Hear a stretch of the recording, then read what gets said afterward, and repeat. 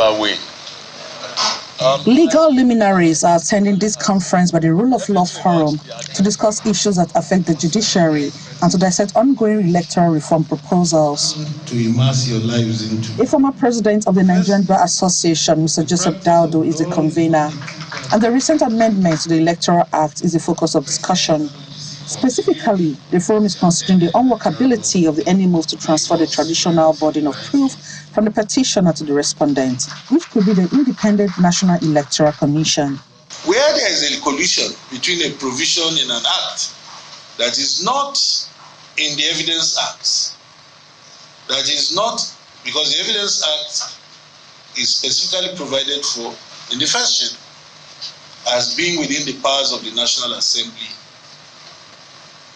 So where that provision is not amended, the National Assembly cannot, with respect, pardon my choice of words, smuggle the issue of transfer or reversal of the proof of burden of proof to INEC without touching the Evidence Act. The proposed amendment seeks to compel the election management body, INEC, who is mostly the respondent in an election petition, to prove that the election it conducted is valid. Above him, the lawyers say it's both illogical and practically impossible.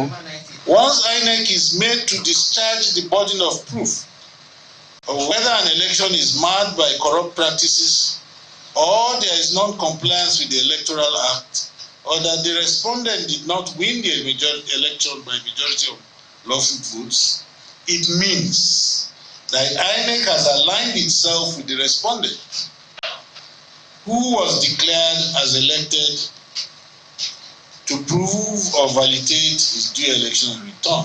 I'll be very slow to comment on this current one and to say that because of the expertise, experience, and brilliance of the man who has counseled the National Assembly on this Electoral Act, it should thread slowly with transferring burden of proof to INEC. The consensus at the event is clear. If Nigeria must reform its elections, such reforms must be guided by clarity, justice, and legal realism, not political convenience. Emanuela Ekele, Channels Television News.